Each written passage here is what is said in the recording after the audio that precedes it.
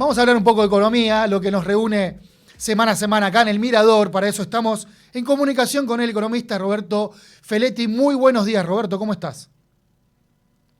Ah, hola, hola. Hola, ahí te escucho, ahí te escucho. ¿Vos me escuchás bien? Ahí te escucho perfecto, ahí te escucho perfecto. Perfecto, nos escuchamos bien entonces. Bueno, muchas gracias, Roberto, por estos minutos acá en El No, por Mirador. favor. Bueno, recién hacíamos una apertura con todo lo que pasó ayer, que no tiene que ver con la economía, pero que claramente está ocupando la agenda. Pero queríamos hablar con vos porque, bueno, salieron dos datos importantes en tema de economía que tiene que ver con los precios mayoristas, sobre todo con todos los debates que hay atrás de los índices de inflación que da a conocer mes a mes el INDEC, y al mismo tiempo se conoció el estimador mensual de la actividad económica que registró 0,7, una caída de 0,7 respecto en junio respecto de mayo. ¿Qué significan estos datos? Un poco la inflación para complejizarla y sobre todo lo que está dando el índice mayorista que dio el INDEC, aumento de 2,8, y al mismo tiempo, casi como un espejo, ¿qué está pasando con la actividad económica? Y ahí hay dos movimientos. Los que tienen mayor capacidad de formar precios o de trasladar precios al mercado, es decir, los mayoristas, lo que a veces se llaman formadores de precios, bueno, pueden trasladar la devaluación a sus precios, en tanto que el minorista, que no tiene demanda interna porque hay una política de ingresos restrictiva, no puede, y eso se produce un avance de la rentabilidad de los sectores más atomizados hacia aquellos con mayor capacidad de trasladar precios. Por eso el índice de precios mayorista está reflejando que las grandes productoras, las grandes formadores de precios, están trasladando en forma más rápida la devaluación de julio, que fue del 14%, a precios. Eso se viene dando. Pensemos que el dólar de 1.100, vamos a poner, que estaba en abril, cuando llegó el dinero del fondo, pasó a casi 1.400, hoy flotando en 1.300. Es decir, ese salto de más de 200 pesos comenzó a ser trasladado por aquellos que tenían capacidad de trasladar, porque otros no lo tienen, porque no tienen mercado. Y entonces el índice de precio mayorista lo que empieza a reflejar es ese avance en la rentabilidad de los minoristas por parte de aquellos con capacidad de formar precios. Es decir, lo que en la jerga se dice, y me mandaron una lista nueva, ¿y qué hago con la lista nueva? ¿La remarco y con mi tasa de ganancia o tengo que aguantar un poco el stock y ver? Bueno, eso es lo que está pasando hoy en el índice de inflación. Y el otro, el índice del estimador mensual de actividad económica, está reflejando el torniquete monetario, está reflejando que la única herramienta que tiene hoy Caputo para defender el valor del dólar es pagar un precio altísimo a los tenedores de pesos para que se queden en un activo financiero en pesos. Eso es la tasa de interés. Esa situación hace que la actividad decaiga, se retraiga. Y también otro dato, a pesar de que la variación interanual es alta, de más de 6%, lo que se ve que el grueso que explica ese mayor nivel de actividad es... Hola, Roberto, nosotros te perdimos. No sé si vos me estás escuchando, me parece que se te fue un poco la señal. ¿Puede ser? eh, Hola. Ahí, hola, ahí ¿ahí me apareció. Ahí, escuchan? ahí volvimos, ahí te volvimos a escuchar. No, lo último que decía es que estamos ante un país que no produce.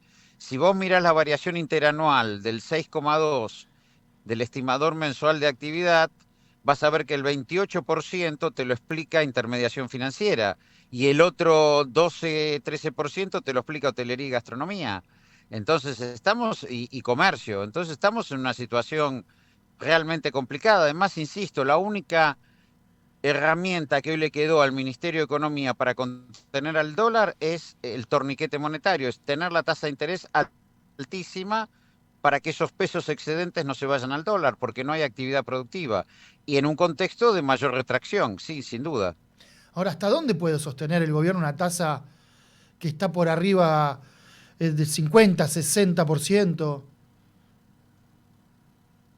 Sí, hoy un descubierto, que normalmente una empresa pyme suele tomar un descubierto a fin de mes para pagar sueldos, está arriba del 120%, así que la tarjeta de crédito está mejor que no paguen el mínimo, digo, a los sectores de ingresos medios, porque están 80, 90 anual, digo, no, bueno, hasta dónde, y esto es una cosa de patas cortas, porque en la medida que el gobierno tiene un déficit de la cuenta corriente del balance de pagos, reconocida por el propio ministro Caputo en 10.000 millones de dólares, y no aparece financiamiento del exterior, y no aparece financiamiento por la vía del comercio, bueno, todo el mundo intuye una corrección cambiaria. Hay un punto en que la renta financiera ya no aguanta y se produce el cambio de portafolio, como se dice en la jerga, y Sí. esto va a ocurrir antes de fin de año, digo, más allá de lo que sea el resultado electoral.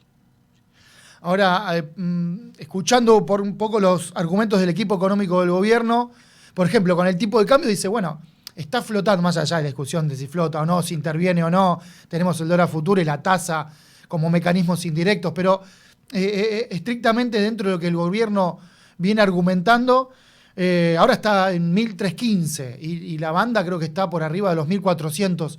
Sí, Al mismo tiempo se mantienen esos niveles. ¿Qué hace que, bueno, justamente se mantenga, que esa foto esté ahí? bueno, pero es lo que yo decía, si el gobierno dice que el dólar flota, que ofrezca colocar sus títulos, los títulos de endeudamiento del gobierno, a una tasa de interés menor. ¿Por qué ofrece tasas de interés? Porque en definitiva, ¿quién está determinando hoy el nivel de tasa de interés? El Estado, a través de sus colocaciones de bonos o letras del Tesoro, que ofrezca una tasa de interés menor, que ya le pasó de un 40%, quedó afuera, los bancos no lo tomaron, ahora les está obligando digamos, autoritariamente a que la tomen vía suba de encajes, de absorción monetaria.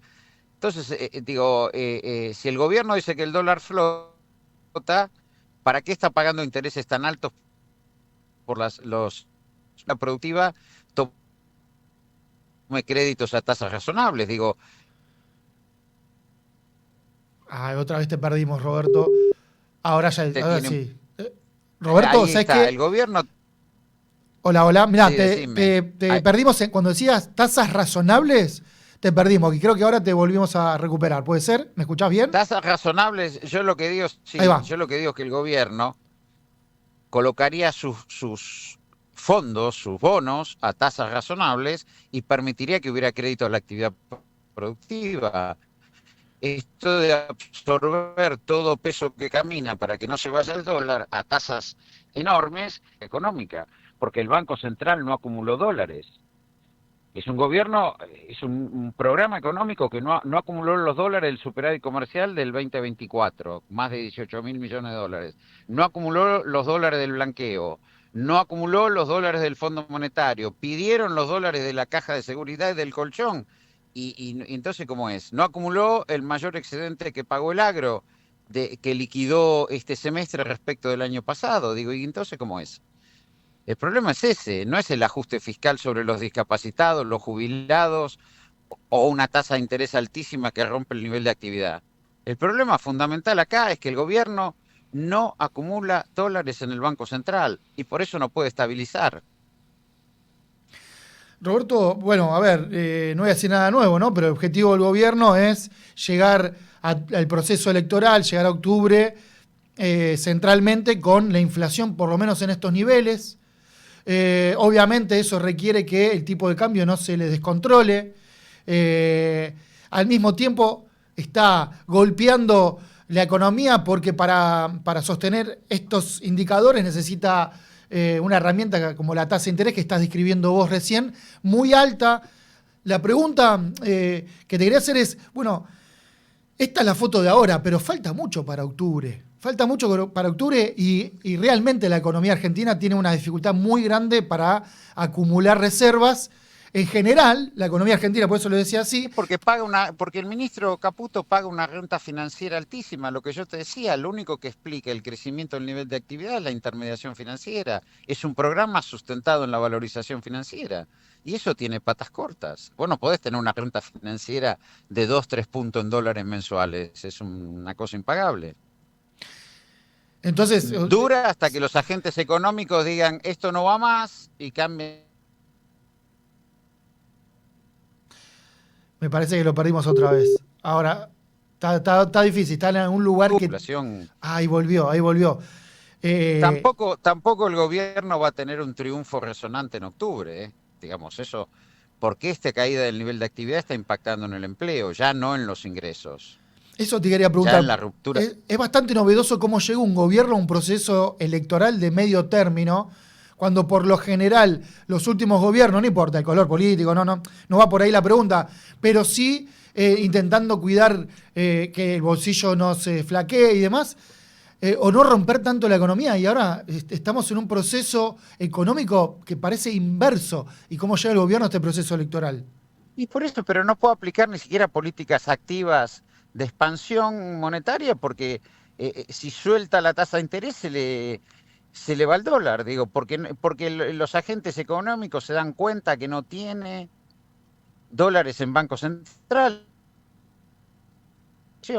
Y para contener eso tuviste que llevar la tasa de interés arriba del 60%. Digo, es una cosa endeble.